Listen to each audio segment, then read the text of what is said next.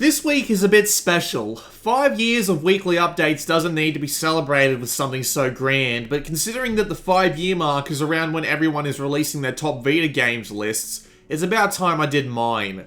This is not exactly the same one I made on that stream a few weeks back, since I had to remove games I couldn't justify praising enough and added some games to replace them, but it's still pretty close. And while any top 100 list is not entirely definitive, I like to think my list is extremely diverse, poking into even the weirdest corners of the Vita library. With that said, sit back and enjoy the show. Aegis of Earth. Defenses and turn it into a safe haven for its residents.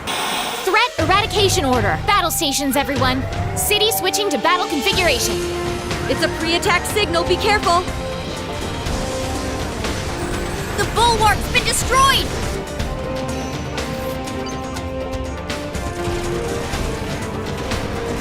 ARP energy level over 50%! Strike progress just past 50%. The plot is non-existent fluff, and the game doesn't set any new standards in graphical quality, but the unique spin on tower defense is what keeps me coming back.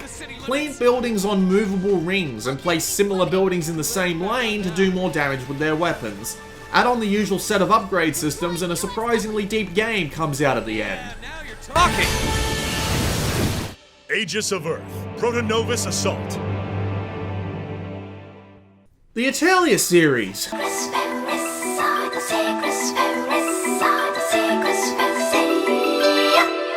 The first of many JRPGs on this list, and about 8 or 9 games in this one slot to boot. The Italia series is cute girls doing cute things while also having the spin of actually being rather challenging. You have to dedicate your time to collecting items and forging the ingredients into things you can use in your Italia, along with your typical turn-based battles. If you can withstand almost weaponized cute and not so much weaponized English dubs, there's a lot of management fun to be had. There are 8 entries in this series on the Vita. You have 2 entire trilogies and the first 2 entries of the Mysterious Trilogy. And if you're a stickler for having single games on this list, I'd recommend starting with Italia Rorona's enhanced version, which is the right balance of challenge while also being at the beginning of a trilogy. Axiom Verge. This is to Metroid what Shovel Knight was to platformers, a loving original title that takes the best of the predecessors while still making an original spin on the concept, and it does an absolutely fantastic job in the process. You've got a great level of detail in the presentation, tons of weird weapons and items to find, and a real head screw of a story going on. It's a ton of fun to just explore if you're not an idiot like me and walk right past where you need to progress multiple times in a row.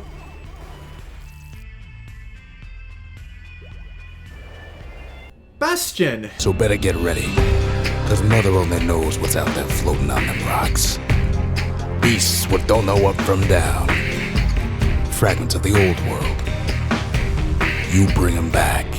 There probably isn't a person alive who doesn't have praise for the Fast and Furious, absolutely gorgeous Bastion from Supergiant Games. With a narrator who licks your eardrums in just the right way, and the port being almost perfect, Bastion is a joy to play on the go. It was helped out by being a ridiculous price of $3 when it first launched in North America, which is a bloody insane deal.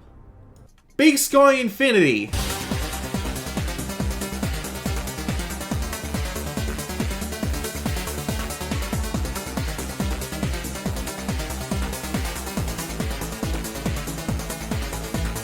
A side-scrolling shooter focused more on fun than skill, with a ton of events, enemies, modes, and absolutely stellar level of graphical detail, a soundtrack that matches up perfectly, and that little British man to tell you off for failing. What's not to love?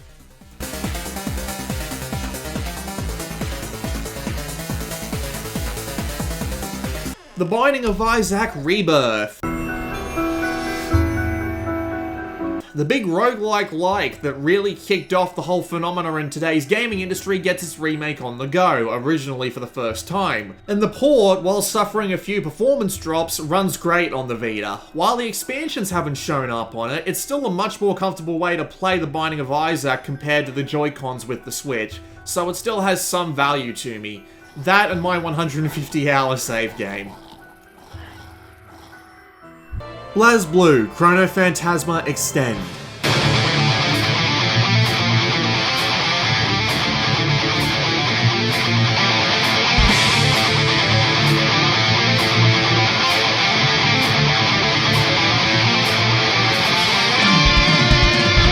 you want a 2D fighter on the Vita, you're pretty spoiled for choice, but the end-all be-all has to be the final port of BlazBlue.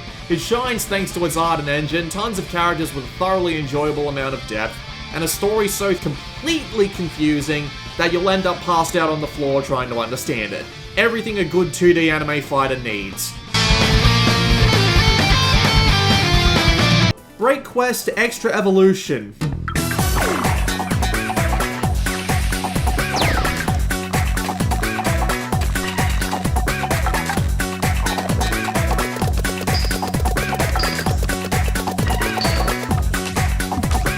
Everyone's gonna look at me weird for this one because this is basically free-to-play Breakout, but it just happens to be really good free-to-play Breakout. The 100 levels are all unique and have a charming atmosphere, there's tons of different pickups and even boss fights, and the game's well balanced enough that you can run through the entire thing without running out of the balls you start with. If you haven't played it yet, why? It's free. Castle Storm.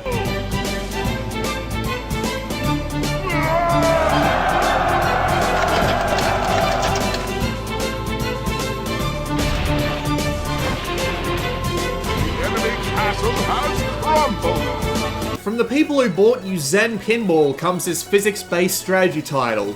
Build your castle from the ground up with all the rooms you need for the troops and weapons you want, then set out to destroy the enemy castle with said foot troops, catapulted weaponry, and even heroes that you can control. Destroy your enemies' rooms to prevent them from getting what they need, but be careful they can do the same right back. It's a great blend of crush the castle and tower defense. Child of Light.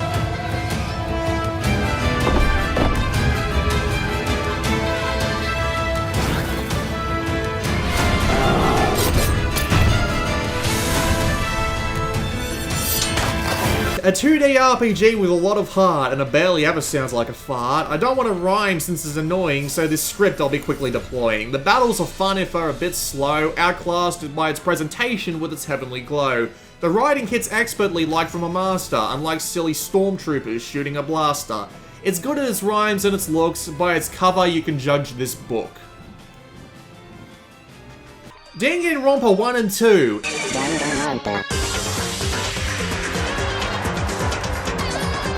It's hard to describe Danganronpa without making it sound boring or spoiling it, but the duology of school kids trying to kill each other and avoid detection while talking to who you want to associate with most, and solving weird puzzles in the trial to find the murderer is really gripping. And the plots are pants on head crazy, which just adds to the charm. You'll probably want to pick up number 2 as soon as the first is finished, and I wouldn't blame you one bit. There is a third game that needs mentioning, the Interquel Ultra Despair Girls, but they turned it into a slog of a game with no mystery and a rather unengaging shooter aspect. It's really only worth picking up if you've played 1 and 2 and are absolutely desperate for more before Danganronpa V3 comes out this year. Darius Burst, Chronicle Saviors. And won't be divided, freedom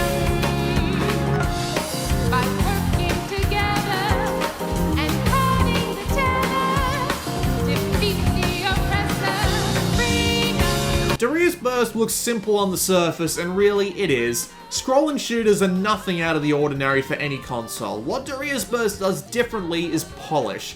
The game is so shiny I can see my own logo in the background. Every ship is expertly tweaked to make your strategies entirely different on each stage. Every stage is challenging but not impossible.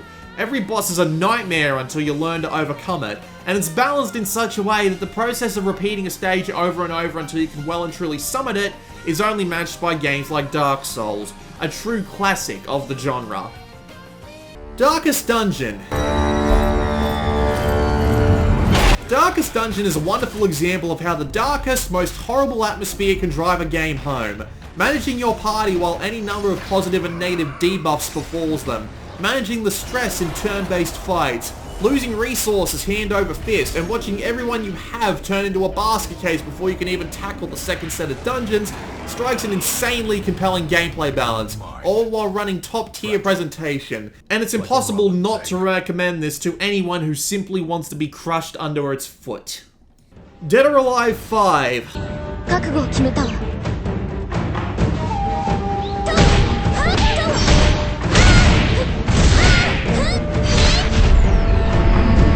While its ridiculously heavy on the fan service as always, Dead or Alive 5's fighting engine remains as engaging as ever, it looks fantastic and runs extremely smoothly, has a ton of modes and polish, and is just fun to play whether you're mashing or trying to play technically.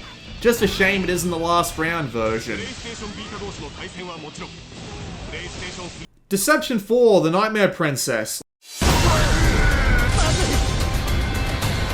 Like someone who's been reading a little too much weird manga, Deception is all about the traps. Lay them on the ground and pick up your enemies in a chain so long that you'll kill them outright while standing by and laughing the entire time at just how ridiculous it gets. The Nightmare Princess packs the game with heaps of new content while keeping all the old stuff and helps balance the game just that tiny bit to make it just easy enough for me to recommend it. It's a great package. Demon Gaze.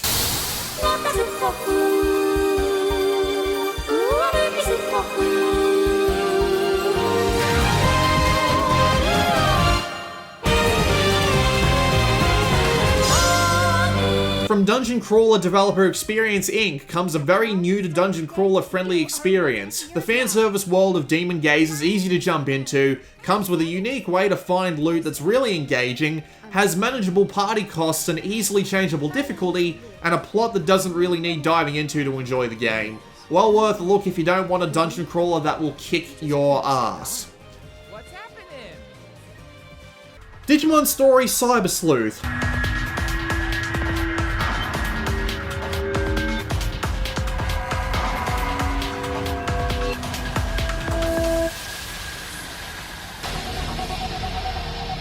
While the plot of Digimon Story isn't particularly stellar, the catching and raising over 200 kinds of Digimon for 3-on-3 fights in the digital world can really engage you if you let it. Even people who've never gotten into the franchise won't need to worry about jumping in here since this is basically a whole new universe with the same Digimon.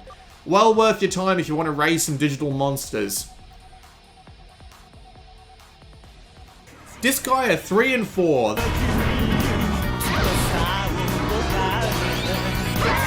The entrenched, number-crunching, insane in the membrane Disgaea series has 2 entries on Vita, and they're both full of nonsense plot, party strategy, court manipulating, item upgrading, sardine duding that you could possibly want. As for which one, honestly, throwing a dart works just fine as they're both pretty damn good. Downwell. When it comes to games, simplicity is often king, and Downwell has the most simplistic game idea ever. Fall to the bottom of this well, your boots are guns and also keep you in the air. With the simple process of falling, shooting and falling again, Downwell puts players into a trance of reaching the bottom and I love it to pieces. It's cheap, it's small, and it's a ton of fun, so why haven't you bought it yet? Dragon Quest Builders. Once you have enough materials and components gathered and crafted, it's time for you to build! Minecraft meets Dragon Quest in this absolutely inspired title. Build your town, learn to craft, explore the world and see what you find, and meet some charming characters in the process. Fantastic presentation and optimized Vita controls make this something that can very easily suck way too much time away. Dragon's Crown.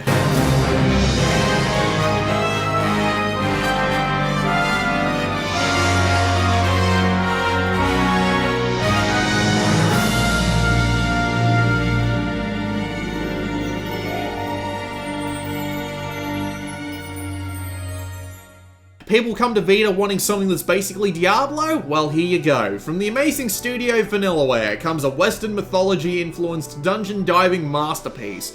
With amazing art, 6 thoroughly different characters, infinite content thanks to some patches, and enough loot diversity to really scratch that itch. That, and there's a stage based entirely off Monty Python's The Holy Grail. It's absolutely brilliant. Dungeon Travelers 2. Moving from the beginner level Demon Gaze to something a little more complex might not happen easily, but Dungeon Travelers 2 is more than capable of taking the weight, with tons of systems to delve into and heaps of extra content. It's more fanservicey too, even in ways that are surprisingly impressive. Even what should be the scariest of monsters is adorable, and it's more than happy to poke fun at itself on occasion. Great once you finish Demon Gaze. Dynasty Warriors 8 Extreme Legends.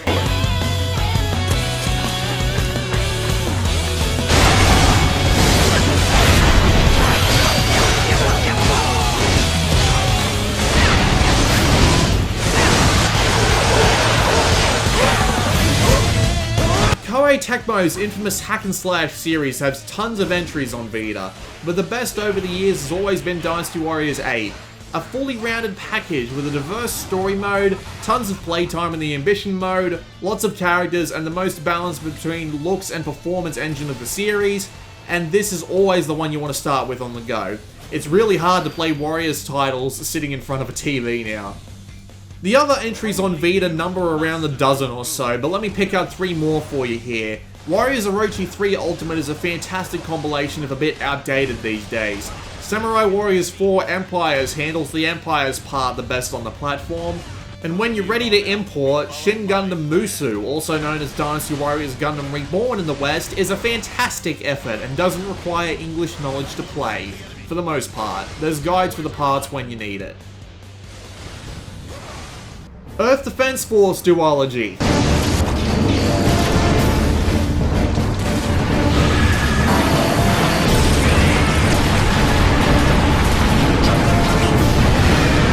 Earth Defense Force did for shooters and Starship Troopers what Dynasty Warriors did for hack and slashes and Three Kingdoms. Tons of random weapons, a huge amount of stages and enemy variety, 2 or 3 different classes with wildly different playstyles. Mix it in with being delightfully campy and you have a recipe for a good brainless time. If you had to pick one, start with Earth Defense Force 2, Invaders from Planet Space. It wins in variety and length by far, not to mention having the Air Raider class. Euphoria HD, a minimalist RTS with an extravagant theme. Send your 3 types of seeds from planet to planet in an ever-moving front line of war. The controls are elegantly simple, the soundtrack is amazing, and there's plenty of content. Great for those people who like the idea of RTS but can't handle the full concept without their brain exploding. Final Fantasy X and X2. I am on a pilgrimage to stop the death that sin brings. Are you telling me that too is futile? Only sin is reborn, and then only to bring more death. It is a cycle of death, spiraling endlessly. Most people don't like putting HD collections on these lists, but frankly when they're done this well I find it easy to argue with them. The HD collection of FFX is a fantastic port, it looks wonderful, the redone soundtrack is great, and Final Fantasy X itself is still a great RPG. They're the international versions as well, which adds more content that we never got. Always worth a look. The calm is here. I thought our Freedom Wars.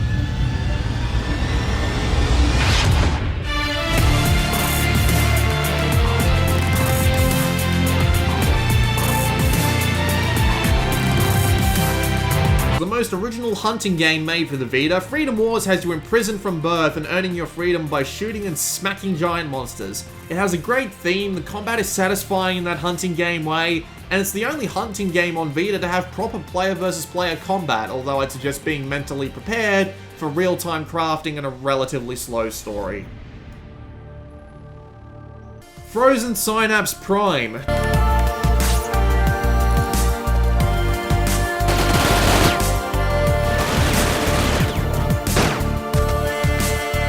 Critically successful PC strategy game Frozen Synapse got a makeover for its PlayStation release, and funnily enough, that's the worst part of the game. The strategy makes it over almost completely untouched, the controls are surprisingly great for a game that's controlled normally by keyboard and mouse, and the music is ripped wholesale from the original release, which is to say, it's absolutely wonderful.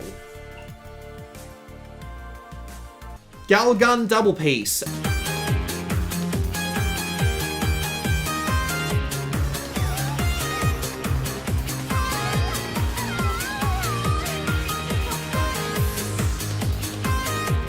A ridiculous rail shooter in which you shoot schoolgirls in the crotch and breasts to stop them from loving you so hard they beat the shit out of you. Yes, that is an accurate representation. There's a bit more to it than that, but I don't want to ruin the mental image you just got. It's a lot of fun, although it's a bit stiff on Vita controls and the performance isn't great, and you know how much of a stickler I am for performance, so to put this silly, silly game on my list must say something about just how enjoyable it is. Geometry Wars 3.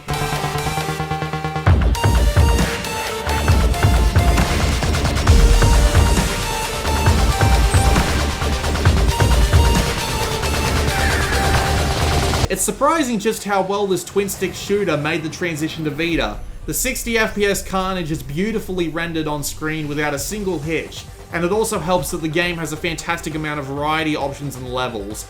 It's also intensely challenging to boot. The tiny file size means it can stay on anyone's memory card, and damn well should. A must-buy. Gravity Rush.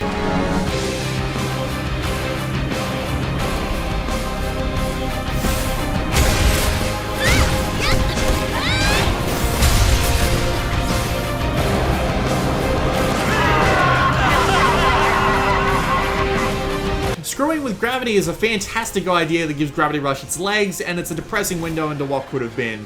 The combat is fun, the atmosphere is great, and it basically makes no sense at all, which adds all the more charm. It's still great fun, which is exactly why it got continued on PS4. Gundam Breaker 3. ガンダムブレーカー2が終わっての帰り道であんな獲物に出会うなどと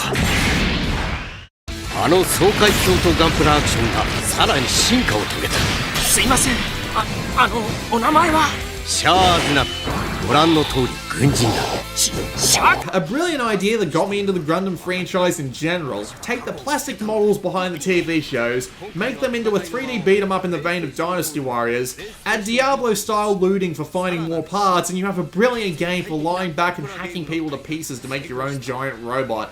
The third game is available in English too, so you don't even have to worry about sloshing your way through a language you don't get. The quintessential import game for Vita. The Hatsune Miku trilogy.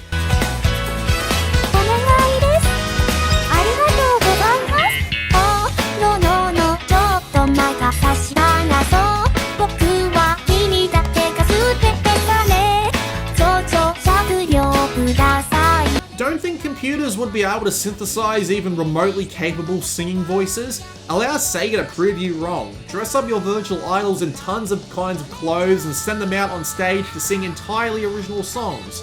The presentation, which are more like full-on music videos, is fantastic, and the gameplay is as simple or complicated as you want it to be, so even if you're not too capable at rhythm games, it's not hard to recommend at all. The Hotline Miami duology.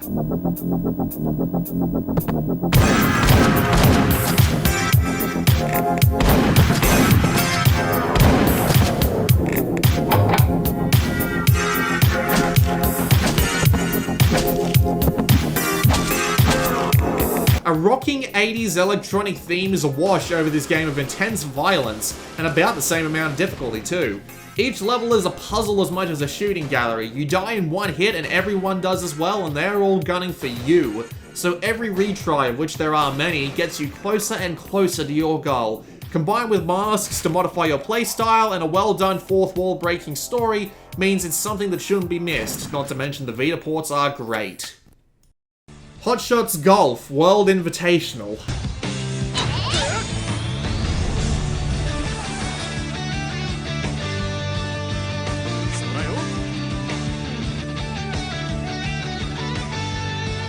Arcade golf games can be found a dime a dozen on most other platforms, but we really only got the one. Which is good in this case because Hot Shots Golf is great.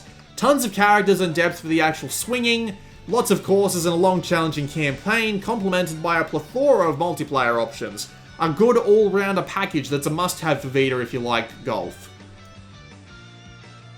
Hyperdine mentioned Neptunia Rebirth series. Some people will disagree with me on this one, and hell, they might ask why it's here considering how repetitive I find the series.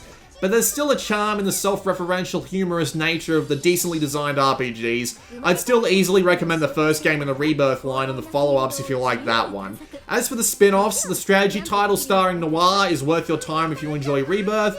Avoid the beat-em-ups and producing perfection, they're not really worth your time. GQ Powerful Pro Yakyu 2016. パープロ2013いよいよ登場打ちましたいい当たりセンター前ヒット二塁ランナー三塁回ってホームに突っ込むアウト投球これから5球目投げた空振り三振バットアウト左バッターボックスは4番阿部楽しさを追求した試合演出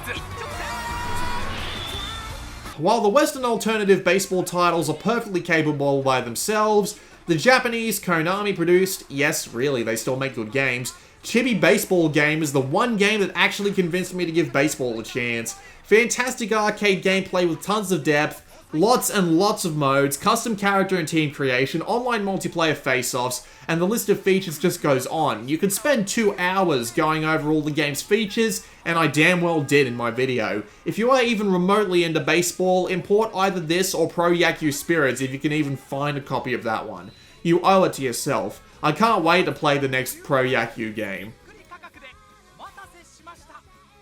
Joe Danger Duology.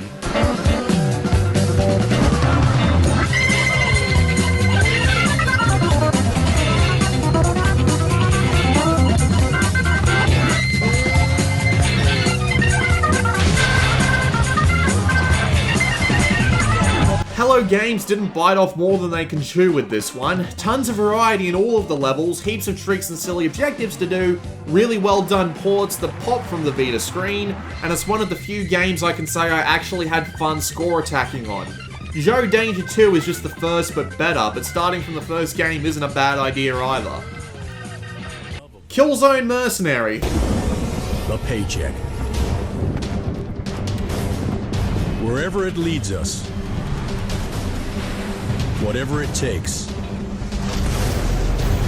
Whoever is willing to pay. The Vita's savior it wasn't, but it's still a capable shooter. A decent length campaign with lots of bonus content, a well done multiplayer despite the small scale, and a neat armory system that carries your progress between the two so you're always earning your way to the guns you want. It's still fun to pick up and shoot dudes in the multiplayer to this day, and despite what Polygon will tell you, this is miles ahead of Resistance Burning Skies and Call of Duty Black Ops Declassified. La Milana EX.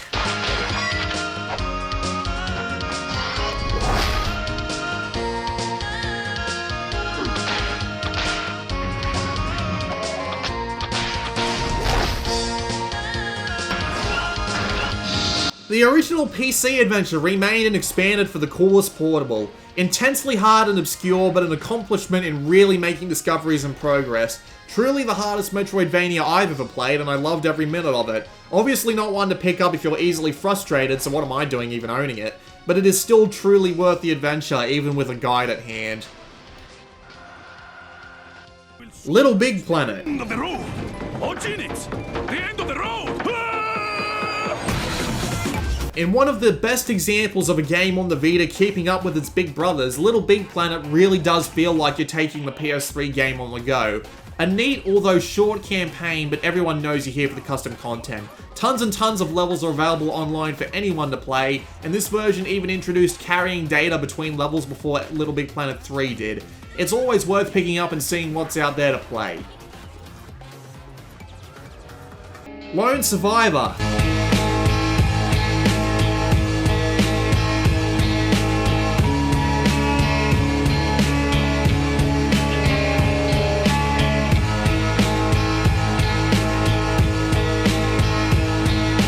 The only 2D horror game I've ever liked on any platform is this one. The pixelated style works entirely in its favour, the mental struggle of the main character is very interesting, the gameplay is simple but definitely not boring, and the multiple endings leave a lot to come back for. It's funny how almost every other horror game on the Vita like this didn't stand up to it when this was out before all of them. The Metal Gear Solid HD Collection.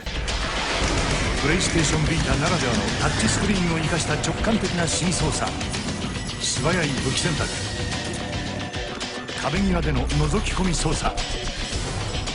Metal Gear Solid is most likely one of my favorite series ever made, and Metal Gear Solid 3 will top my top 10 game list until the end of time, so to see the ports of the HD collection turn out so well is fantastic.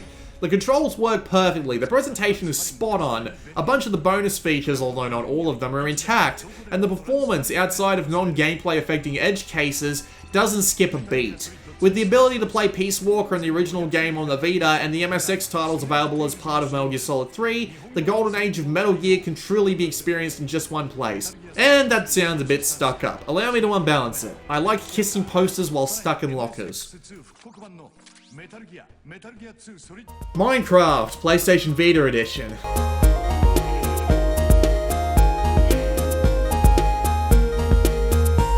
The global phenomenon that is Minecraft really needs no introduction, so I'll just quickly say that the port of the Vita is still a great way to carry it in your pocket. It runs well and has online multiplayer that works fine, and it's just a well done port for the console. Mobile Suit Gundam Extreme vs. Force.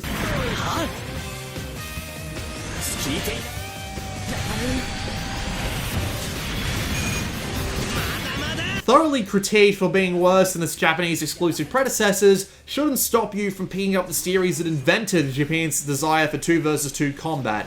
A sprawling campaign, tons of suits, and a thoroughly addictive arcade mode really helped the half-action, half-fighting game shine, even with the reduced movesets. If you've played the series already, you can probably avoid this one, but there's no reason for a Vita owner who hasn't tried playing this series before to not pick it up.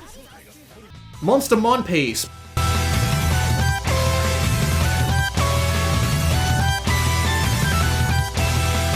When people think of Idea Factory, they usually think of lots of fan service and furious rubbing, which is a shame because they often make good games. Hidden under the obvious, Monster Mon Piece is a fun tactical card game with lots of options for building your deck and collecting cards. Of course, it has adorable art and a cute atmosphere along with it, and it's the only platform to have online multiplayer along for the ride. Mortal Kombat.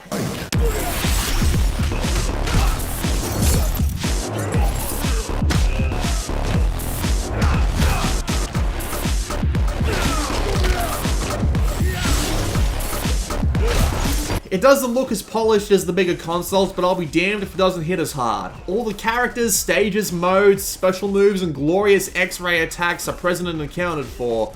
The game has tons of single-player content, including a new and ridiculously silly Vita-exclusive challenge tower, and its gameplay is an almost dead-on modern retelling of Mortal Kombat. Honestly, I like it better than the sequel. MotorStorm RC.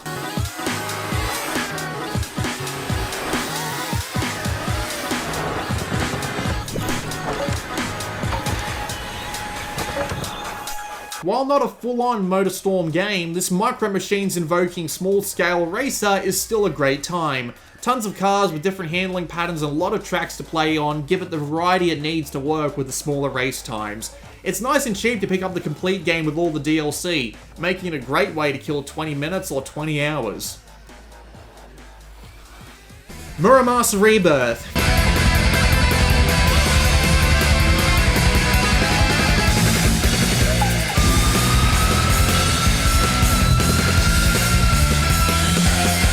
Fantastic developers Vanillaware return with another wonderful two-dimensional action game. A Japanese favor feeds into building and using different swords to slay your foes, with hundreds of swords to beat tons of enemies and bosses with. 4 DLC packs give you entirely new characters with their own campaigns, which you can then take into the main game and beat all the bosses again with.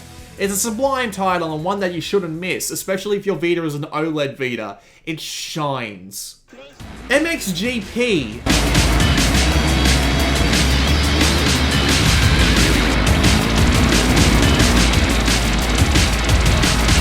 A more realistic spin on the also surprisingly excellent arcade bike racer Mud, MXGP has tons of customization, loads of difficulty options, and a unique weight shifting system that really feels like I have more control of my bike than any other game I've played of this type. Add interestingly designed tracks and lots of career to go through, and I'll be riding this one for a while. Mystery Chronicle One-Way Heroics.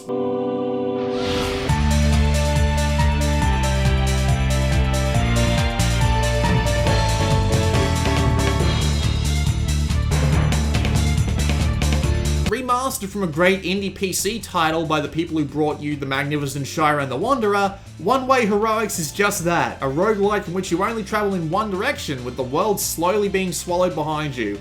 Tons of hidden depth and stuff to do along with the customary high difficulty truly give it that roguelike feel, and one that I'm more than happy to spend tons of time with when I'm not swallowed by Shiren. Need for Speed Most Wanted.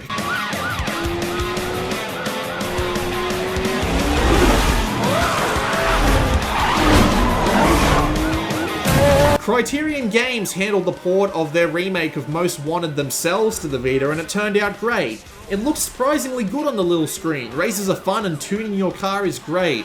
and the open multiplayer is surprisingly stable, even only featuring 4 players instead of the 8 on consoles. Just rolling around the city is a good time. Ninja Gaiden Sigma Plus.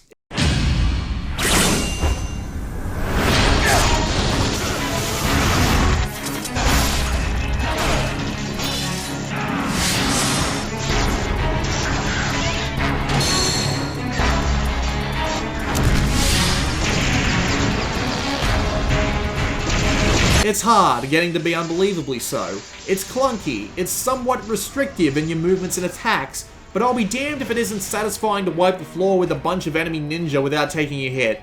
Level and enemy variety keep you on your toes, and massive boss fights definitely invoke Dark Souls memories. It's well worth your time to try once, then again in 6 months, then again in a year, and actually make progress, like me with both this and Dark Souls.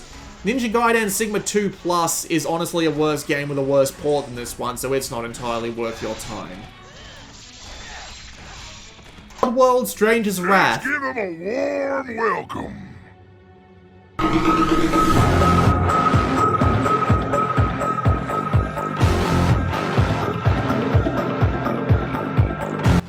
That Oddworld charm of having everything be extremely strange returns in force in this remaster of the HD platformer shooter from the early 2000s. Sneak around your enemies, trap them with your weird creature crossbow and capture the bounty alive, or just go in guns blazing in a weird design decision at the time that would eventually see itself in every modern AAA game ever.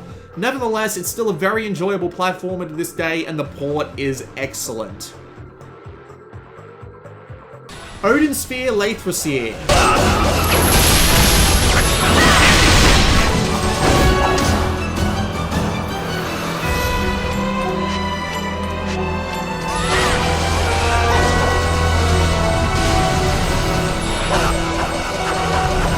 Vanillaware return once again, taking a Norse theme to their 2D combat in a HD remake of their old PS2 title. And it has just as fast and furious combat as their other games, looks absolutely marvelous in the process, and doesn't skip a beat on the Vita. Vanillaware are gods. Ollie Ollie 2.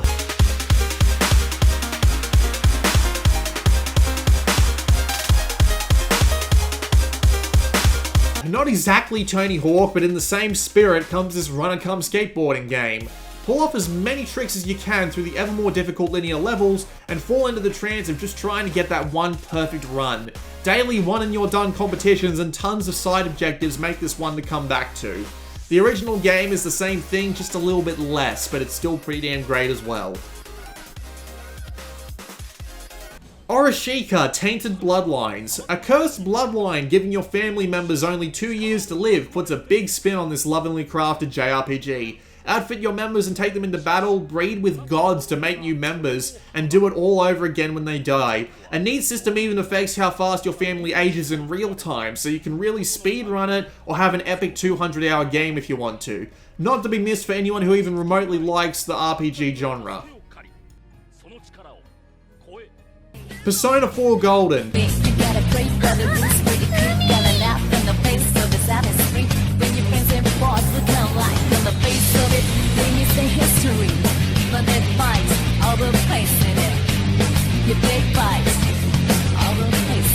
I can't give Persona 4 an accurate description that doesn't make it sound much more boring than it really is. It's about making friends, going through life, and dealing with your problems. It's about having good times while you still can.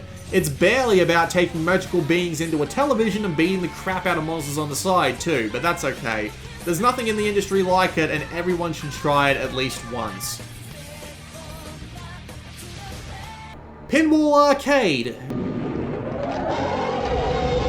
Banish the genie.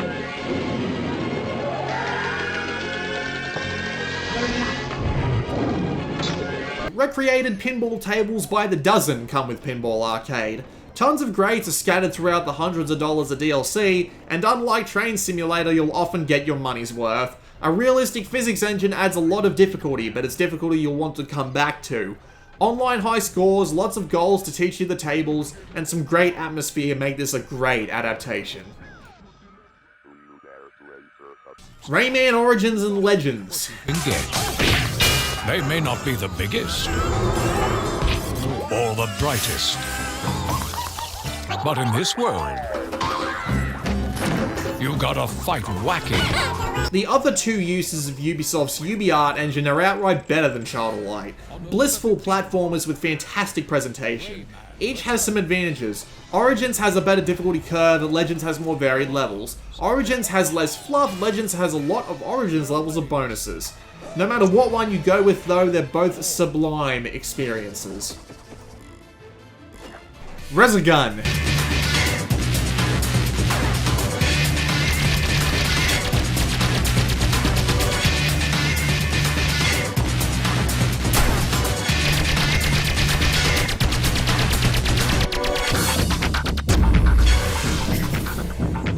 Defender in the far, far future. Destroy the enemies, save the humans, earn all the points with absolutely lovely effects and a smooth, solid performance. A great port from the PS4 version and it fits on any memory card.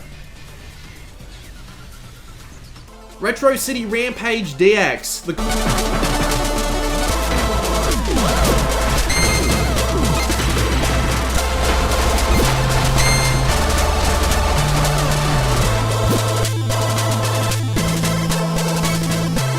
Concept is rather standard. Open world to explore, lots of missions and chaos to cause, much like Grand Theft Auto back in its 2D days. The difference is that Retro City Rampage is absolutely drowning in references to everything 8-bit and 80s video games. It's fantastic just how much is crammed in here. Combined with gameplay polished over years of development and you have a real recipe for success. Rogue Legacy.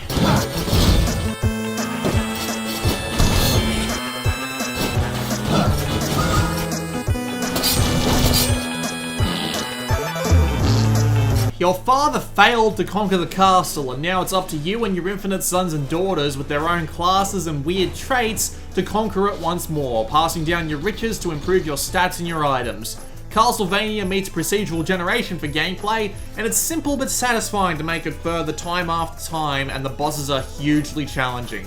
It's great fun. Salt and Sanctuary.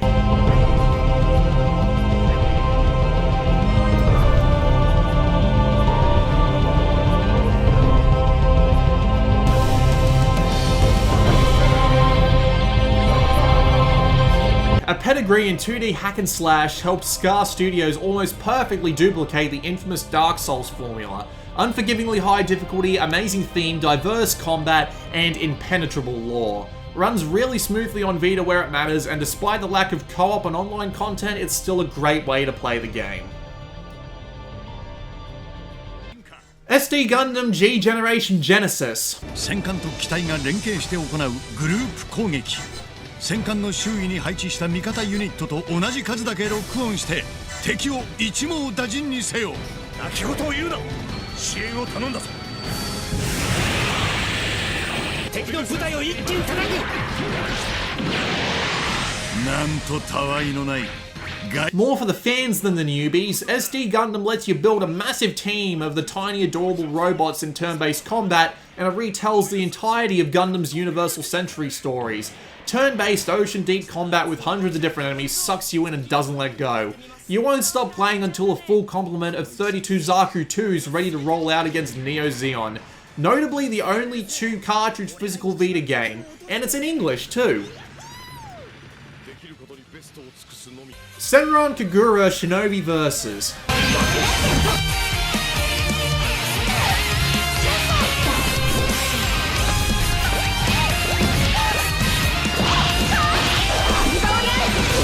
Want to see a bunch of ridiculously endowed ninjas beat the crap out of people? Senran Kagura is for you. Dynasty Warriors style one-on-many combat meets massive amounts of fan service and a light-hearted tone so bright you'll go blind. Shinobi Versus is the best balancing great combat with good performance. Estival Versus kinda cuts back the performance a bit, and Bon Appetit, a below average rhythm game, does go a bit above and beyond even compared to those two. Shantae Half Genie Hero.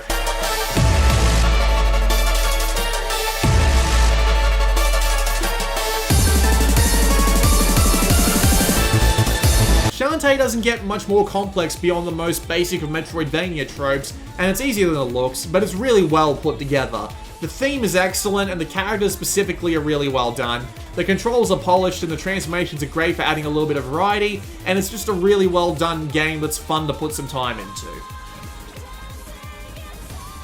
Shinobito 2. Dispatch them in a single move with Shimatsuri Sappo.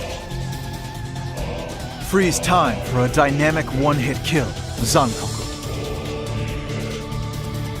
Or travel the skies with the legendary flying ninjutsu, Fukuro. Despite being one of the clunkiest games on the Vita, Shinobito 2 has more going for it than most games do these days. You aren't effective in a one-on-one fight, so you have to sneak around the giant maps and use stealth kills, tons of types of craftable tools to remove enemies from your path, from grenades to lures, and doing multiple types of missions to unbalance the 3 ninja clans while looking for your missing mirror. It's hard to play, but once you get used to it, it's a hell of a time. Letting you feel the real consequences of your actions. Shiren the Wanderer. I would go over how it looks amazing, has tons of content, lots of weapons and merging to do to the point where you can make your own, rescuing your buddies or helping rescue them, but the one thing that makes Shiren work is the minute-to-minute turn-based roguelike gameplay. It is stellar. The balance is absolutely perfect, the item diversity is ridiculous, and the amount of solutions to unusual problems that you might run into puts it into the league of the greats like NetHack, Dungeon Crawl Stone Soup, and even Rogue itself. A true classic. Shovel Knight.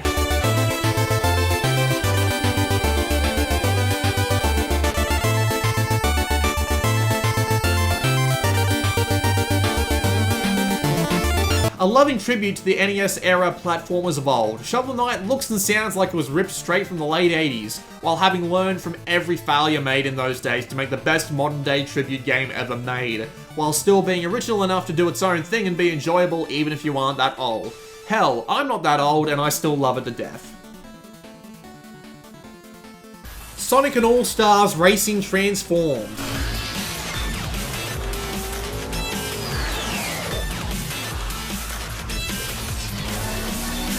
A delightful variety in characters, weapons, and track designs, multiplied by 3 with the ability to change into a hovercraft or plane mid-track, and even the tracks themselves change every lap.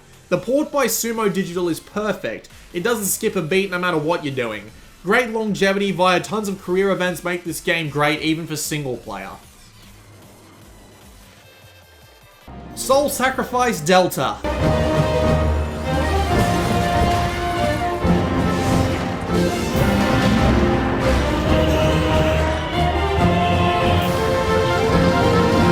The best hunting game on Vita. High-speed hunting action with tons of types of mythological creatures to fight and weapons to sacrifice, tons of content to run through both story and side quest, great length fights to pick up and play, and the expansion adds tons of extra mechanics and things to keep yourself busy and round the game out. A title no one should miss. SteamWorld Dig.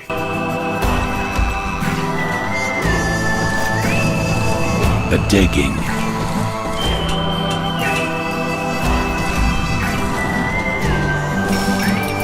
Clearly inspired by the block builders, but doing the complete opposite, guide your steampunk robot down into the depths of the planet to mine resources and upgrades to fight enemies and bosses. You spend very little time going between anything of interest. In fact, the whole game is over in a couple of hours. But the theme, the characters you meet in the town, and all the upgrades make it quite the fun couple of hours indeed. SteamWorld Heist. For Faraday and face the challenges of the vast frontier.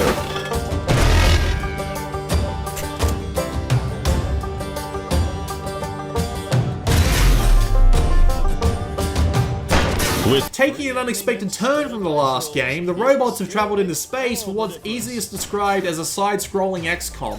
Take turns maneuvering your customizable robots into position to shoot the enemy robots. Tons of levels and great strategy combined with the most unnecessary but awesome trickshot system. Collect all of the enemy robot hats by aiming and shooting them off their head with a ridiculous ricochet. It's great fun.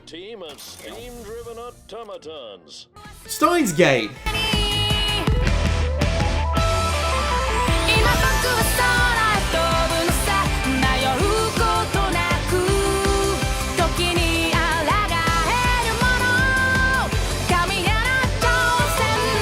This science visual novel about teenagers who manage to crack time travel starts out quite slow, but give it the time it needs to really get going and you'll find yourself being sucked into its world. A world of nerdy references, giant conspiracies, and one of the best time travel plots to exist in any media in history. The characters are all wonderful, the presentation is top notch, and you'll be losing sleep to it, guaranteed. If you don't like visual novels, this is the one to start with. Super Beat Sonic.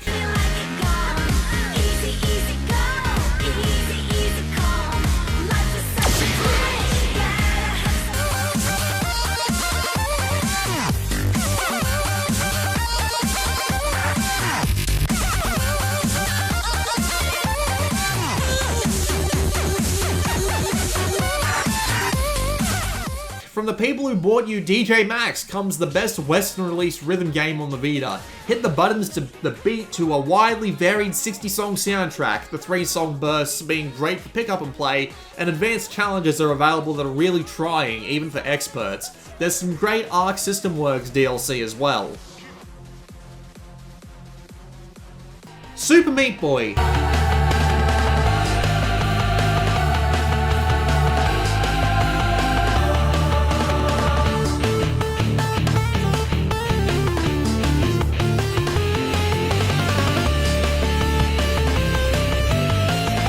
Striving for perfection is a delicate process, which makes it all the more impressive when games actively want you to strive for perfection. And Super Meat Boy, with its absolutely perfect control set and devilishly designed levels, pulls it off to a T. Plus, you get to see a fantastic spree of death when you finish the level after 100 failures, which just adds to the charm. Super Stardust Delta.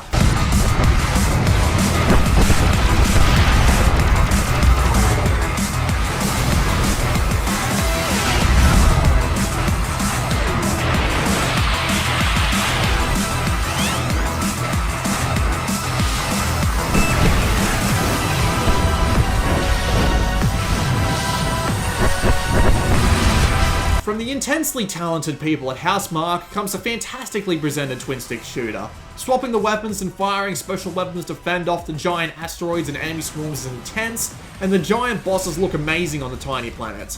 Plenty of side modes as little distractions are available as DLC too to add more to its longevity. Probably the best example of graphical fidelity on Vita that wasn't Uncharted at launch. Super Robot Wars V. 超合金 Z の刃受けてみろ食らえアイアンカッター続いてドリルミサイルだ Take every giant robot series from Japan imaginable, mash them all into one universe and have a giant war going on between all involved parties, tell the story via in-depth strategy gameplay, and you have the Super Robot Wars games.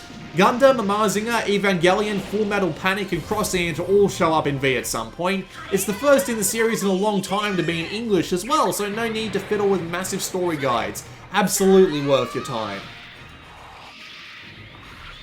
Taiko no Tatsujin V version, the best rhythm game on Vita by a significant margin. A ridiculous selection of music by default even without the DLC. Simple but intense one-lane gameplay, and an in-depth RPG style mode for those who want a little progression. There's also 2 Idolmaster versions for maximum weeb mode. No Japanese knowledge required, even for the RPG mode. Highly recommended and really cheap on the welcome price range. Tearaway.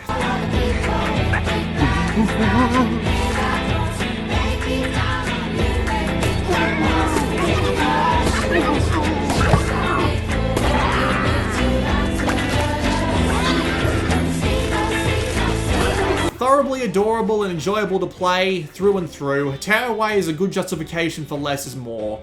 It's more of a theme park ride than a difficult game, but the atmosphere is top notch, being able to customize the world is great, and every last world is memorable from beginning to end. Well worth your time to play. The princess is money hungry.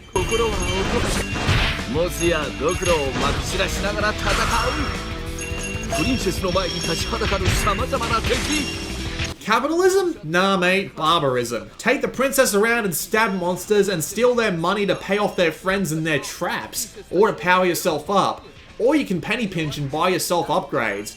Every level turns into the desperate balance of bringing back as much gold as possible while still spending enough gold to stay alive, and it's an absolutely great idea.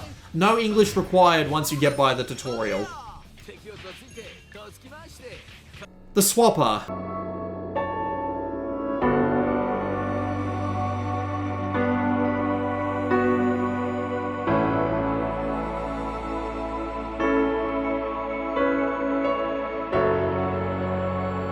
You're stuck on a space station with plenty of crazy things going down, and you gain the ability to spawn spontaneous clones of yourself to solve puzzles. It's an idea pushed to the absolute limit, helped by the fact that the desolate space husk is absolutely beautiful, and the atmosphere portrayed is depressing as hell.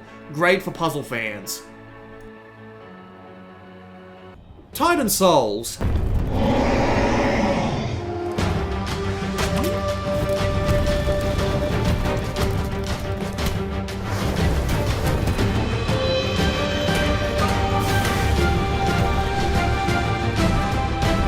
Alone in a desolate landscape, your only weapon a single arrow to pierce the enemy core with, your fragile skin one hit from death as well, comes the Dance of Death, winner take all. You have to think fast to stand even a remote chance of success. With 18 bosses and lots of death ahead, it'll keep you going if you're a glutton for punishment and you like learning patterns. Tukiden Kiwami and Tukiden 2.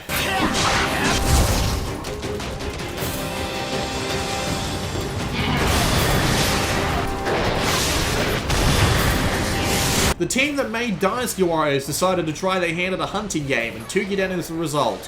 While it's definitely more on the spammy side of hunting, the ancient Japan theme is great, the weapons are fun and varied, and the monsters even more so, with the customization being open to a ton of different kinds of playstyles.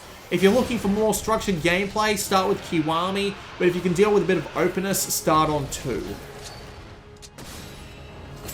Trails of Cold Steel duology. Why are you dressed like that?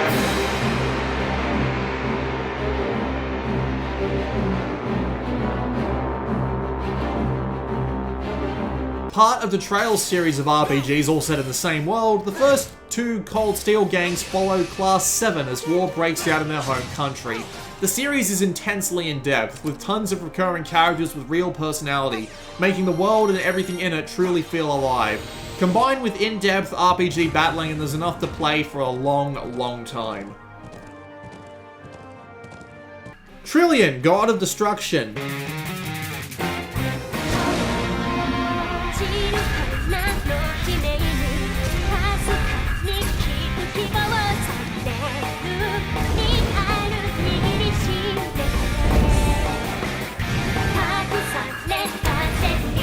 A horrible monster is about to break through to the underworld, and your lovely lady overlord candidates need to pick up the slack.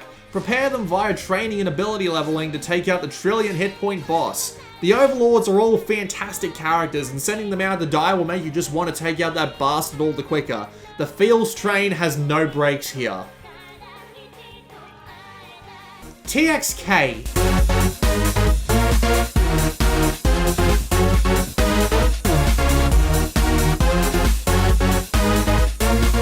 It's very hard to hit perfection. The ability to get everything in your game just right is very, very unlikely, which is why I'm so surprised that TXK is just one step away from perfect.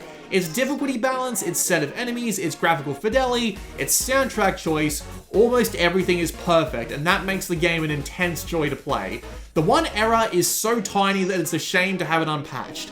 The motion controls could do to be turned off in the bonus rounds. Other than that, that's literally it. The game is 99.9% perfect arcade shooter. Uncharted Golden Abyss.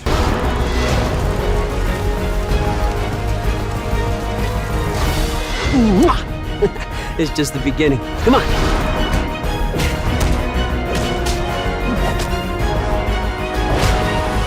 From the people who bought you Siphon Filter comes this spin-off of Uncharted. The single-player campaign lasts a few hours and has some of the best presentation on the Vita to this day, and the arcadey shooting and maze climbing do feel like a weird combo of Uncharted 1 and 2. with one of the few effective uses of motion controls in aiming on games. I enjoyed the set pieces and performances from series regulars here too, and it's worth your time if you can pick it up nice and cheap. Nate, the rope's been cut. Unit 13.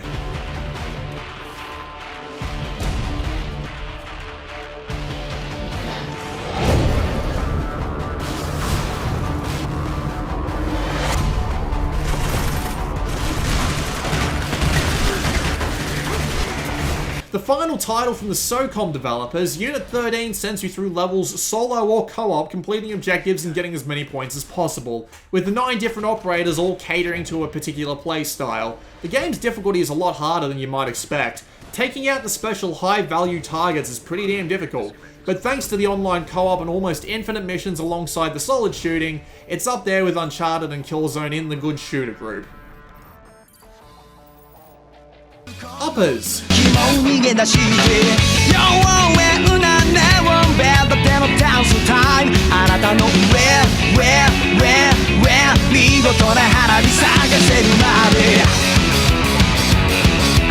From the man who brought you Senran Kagura comes an entirely masculine brawler about knocking people into the sky and smashing them into helicopters while earning a girl's phone number for doing so.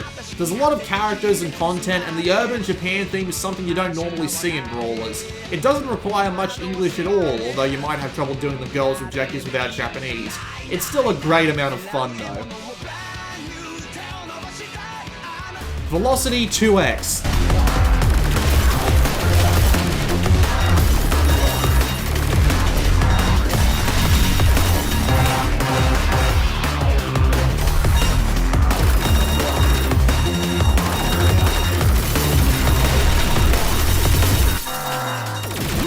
The Vita has multiple games focused around precision and muscle memory, and Velocity 2X is one of, if not the best of them. Fly in space or walk on the ground, shooting enemies and rescuing hostages, teleporting like a madman and getting as high a score as possible. Do it again and again and again for as many medals as you can. Combined with a fantastic presentation, you'll be praying to the thumb god for the skills you need to beat this one. Virtua Tennis 4.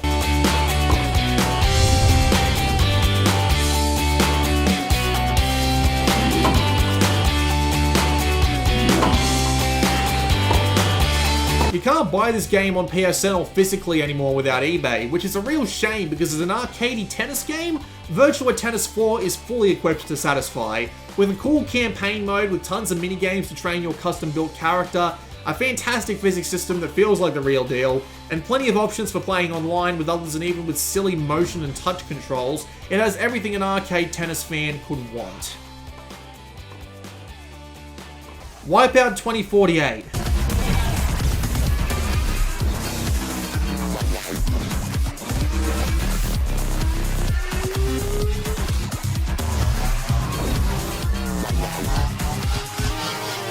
The best racing game on Vita by far. Super fast hover racing, tight tracks to get you to use air brakes effectively, plenty of weapons to attack the competition with, rock solid performance, fantastic presentation, and you can even get the PS3 HD titles as downloadable content. Absolutely brilliant, and you should own it 5 years ago. World of Final Fantasy. Not our own. Upon Grimoire, they will wreak 2 divergent futures. One that brings salvation, and the other ruin. An enigma to confound even the highest mind. A silly, all-in Final Fantasy hoedown that still somehow manages to be beginner-friendly. You'll see a ton of Final Fantasy characters, but they don't need to be explained, the game does it for you. Along with a silly but fun stacking system for customizability in battles and things like online battles and coliseums and stuff like that, it comes with enough to convince you to check out some of the other titles. It's pretty damn good. This is it. Home base for the League of S. XCOM, Enemy Unknown.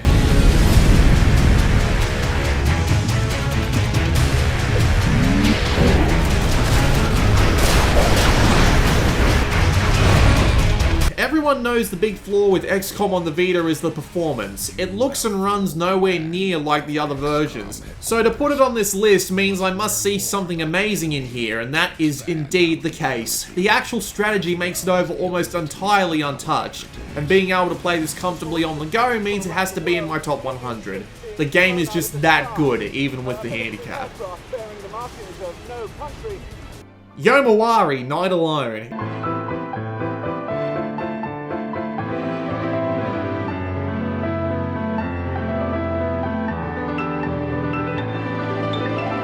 It's dark, surprisingly violent, and really sad to see what happens to this poor little girl and her family. The environmental design goes from drab to horrifying in heartbeats. The monsters are capable of sneaking up on you all too easily, and the, somewhat, lack of jump scares is a nice change. Obviously not for the faint of heart, but worth a look if you can handle it. Ys, Memories of Celceta.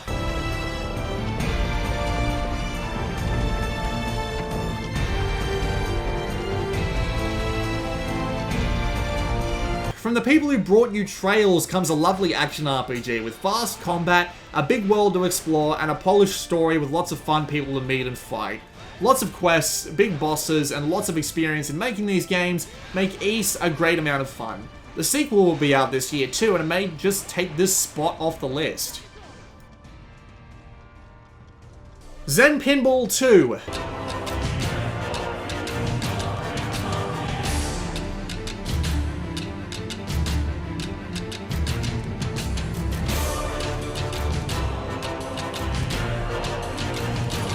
For Pinball Arcade's realism, there's Zen Pinball 2's imagination. You have a bunch of imaginary titles, some licensed, an easier physics engine for lengthened, more forgiving games, and some of the things that come up on the tables are pretty ridiculous, the RPG leveling of Epic Quest being one of my favourite mechanics. While I still prefer Pinball Arcade, denying Zen Pinball 2 a spot on the list would be completely disingenuous. The Zero Escape Trilogy. Kidnapped by the mysterious Zero. That's 9 of us then. What the hell? Is that you, Jumpy? Code name? Then your bracelet number. Can't stay here forever. I'm totally against this. I want to get a look at you. Me next! And finally, the best adventure trilogy on Vita by far. The story is insane and full of twists that'll keep you hooked, while the puzzle rooms are completely fairly designed and will keep you thinking. The combination of the Nonary games and Zero Time Dilemma finally gives everyone the excuse they need to start from the beginning as well. So no need to yell, play 999 first. If you haven't played these games, it's time to grab the Nonary games and start right now. And that's it. Those are my top 100 games for the Vita. I really don't have much else to say except, see you next week.